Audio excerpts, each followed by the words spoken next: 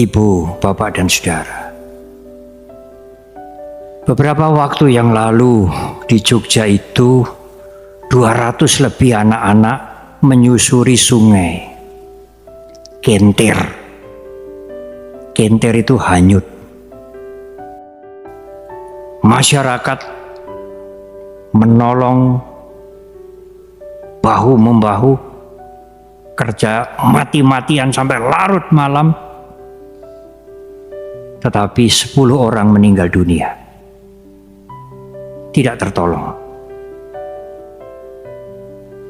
Di antara banyak orang yang bekerja keras, bekerja sama sungguh-sungguh untuk menolong anak-anak yang hanyut itu, dengan segala macam cara dan apa yang dia punya.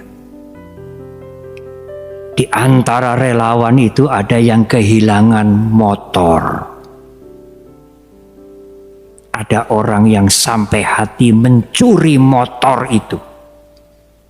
Motor dari relawan yang membantu anak-anak yang hanyut itu. Sampai hati benar dia. Tetapi berbeda dengan cerita pada waktu 11 anak terperangkap di gua di Thailand Utara oleh air yang keruh sekali. 18 hari di dalam gua sempit yang gelap gulita, air yang keruh lembab. Banyak sekali orang dari berbagai penjuru Thailand datang untuk menolong, termasuk dari mancanegara. Orang yang tidak punya apa-apa datang, dia mengatakan, aku ingin membantu mencucikan pakaian mereka relawan-relawan yang pakaiannya kotor. Aku ingin datang untuk membantu mencucikan pakaian mereka. Karena aku tidak punya apa-apa. Yang punya makanan bawa makanan, yang punya tenda bawa tenda, yang tidak punya apa-apa membantu mencucikan pakaian mereka. Air itu dibor dari gua itu. Berhektar-hektar sawah yang akan panen rusak semua karena air yang keluar dari gua itu. Yang punya sawah mengatakan, aku rela. Tidak usah diganti rugi. Aku ingin berbuat baik. Betapa berharganya kehidupan anak-anak itu. Betapa mulianya saya kalau bisa berbuat baik. Tidak ada yang kehilangan. Tidak ada yang tega mencuri di antara mereka yang menjadi relawan. Apakah kita tidak bisa belajar dari mereka?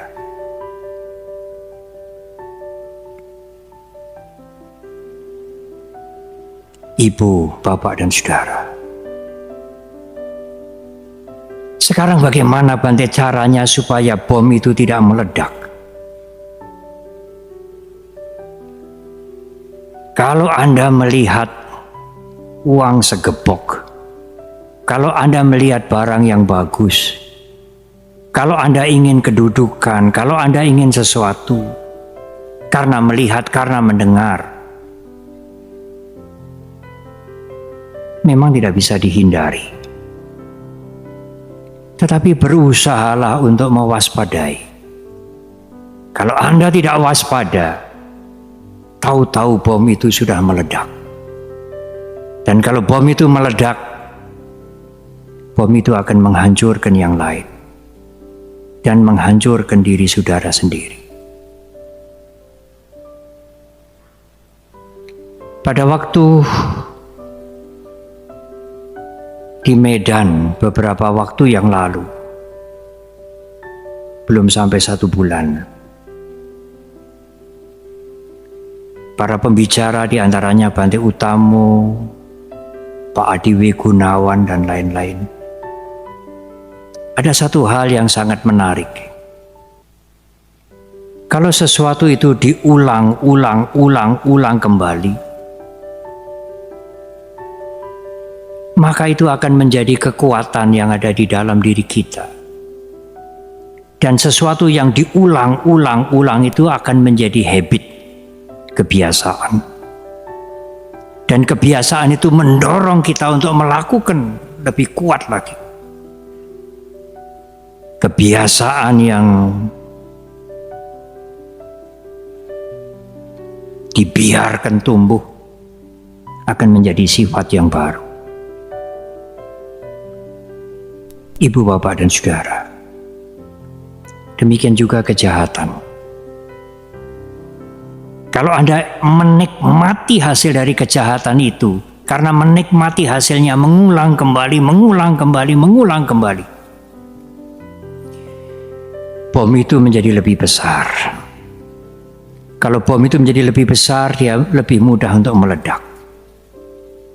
Dan kalau meledak, menimbulkan bencana. Itulah penderitaan. Anda tidak bisa menyalahkan apa yang di luar, apa yang Anda dengar. Uang yang ada di depan mata Anda, dan lain-lain. Mereka tidak membuat penderitaan sesungguhnya. Tetapi reaksi mental saudara itulah yang membuat Anda menderita. Kenyataan itu tidak membuat penderitaan. Tetapi kalau Anda tidak bisa menghadapi kenyataan dengan bijak, sikap Anda itulah yang membuat Anda menderita. Ibu, bapak, dan saudara, bom itu harus dibuat tidak meledak. Bom itu akan meledak, menghancurkan, merusak yang lain, dan merusak diri Anda sendiri. Bagaimana caranya, Bante? Menjaga pikiran Anda, mengerti bahaya, kehancuran, resiko dari perilaku yang buruk yang Anda lakukan. Tetapi tidak hanya mengerti, harus ada pengendalian diri. Dan bagaimana untuk mengendalikan supaya bom itu tidak meledak? Kesadaran. Kalau Anda mempunyai kesadaran cukup baik, Anda akan mendeteksi bom itu sebelum meledak. Tetapi kalau kesadaran Anda lemah, sati Anda lemah, sati dalam bahasa Pali, Anda sulit mendeteksi bom itu. Bom itu akan keburu meledak. Dan Anda menyesal. Apa gunanya menyesal kalau keserakahan, dendam, kemarahan sudah dilakukan?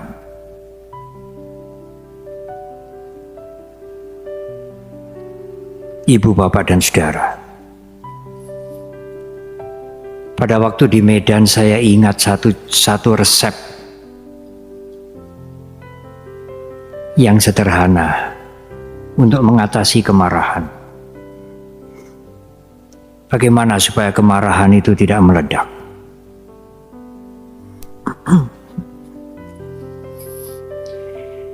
Kalau Anda ingin marah, mengapa Bante kok orang itu kok senang marah? Padahal semua juga sudah tahu marah itu buruk. Iya. Karena marah membawa kenikmatan, lega. Tetapi marah itu menghancurkan, merusak persahabatan, menyakiti orang lain, dan menghancurkan kebajikan kita sendiri. Ada satu kitab komentar yang mengatakan, kalau Anda marah beberapa menit saja, 1-2 menit, kebajikan, kebaikan yang Anda lakukan bertahun-tahun akan hangus. Alangkah ruginya kita. Karena itu kalau Anda akan marah, doakanlah yang Anda akan marahi itu. Ya, Anda tidak bisa bekerja sama dengan dia, tidak apa, tetapi semoga dia sadar, semoga dia menjadi lebih baik. Bukankah di dalam Karania Metasutta dikatakan, meskipun Anda marah dan membenci, jangan mengharap orang lain celaka. Tapi ada tips yang kedua.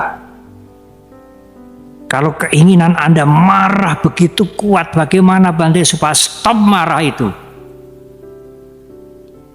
Taruhlah ujung lidah Anda di tengah-tengah gigi ini. Anda gigit untuk mencegah marah.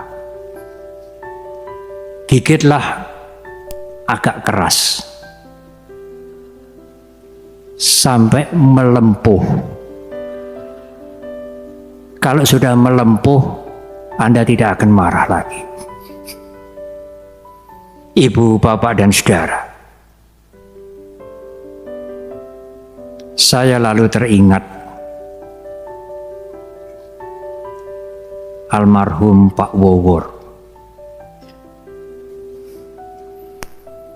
Tapi Pak Wowor pernah punya cerita kepada saya, mungkin pernah bercerita pada saudara, bagaimana menghentikan marah pada seseorang, mungkin istrinya. Dia mencari akal. Karena kalau dia marah sendiri, sama saja. Kemarahan itu menular. Bom kemarahan itu menghancurkan yang lain. Hanya orang yang lemah yang marah. Seseorang yang mempunyai kekuatan di dalam, inner strength, dia tidak akan marah. Dia punya cara untuk menasehati seseorang, untuk mengubah seseorang. Hanya orang yang lemah, orang yang bodoh, yang marah. Karena dia tidak mempunyai cara yang lain. Suatu hari Pak Wowor bertanya kepada seseorang, mungkin kepada istrinya, kalau saya ingin kamu marah, kamu minta dibayar berapa? Kamu ada-ada saja menyuruh orang marah.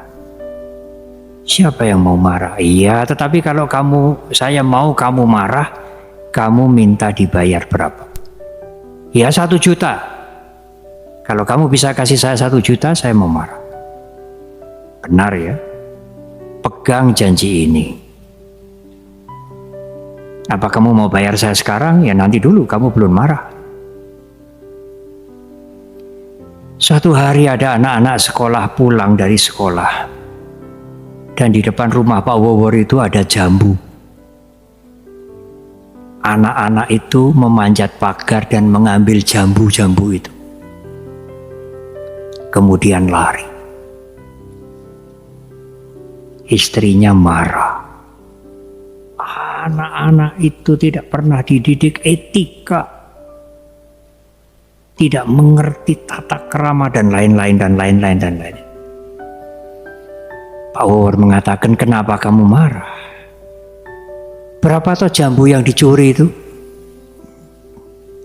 Paling 5 buah. 1 buahnya berapa? Paling 50 rupiah, 100 rupiah, anggap saja 1000 rupiah. 5 jambu dicuri 5.000 rupiah. Kok kamu sudah marah? Katanya kamu bisa marah kalau dibayar 1 juta. Ini baru 5.000 sudah marah. Istrinya diam.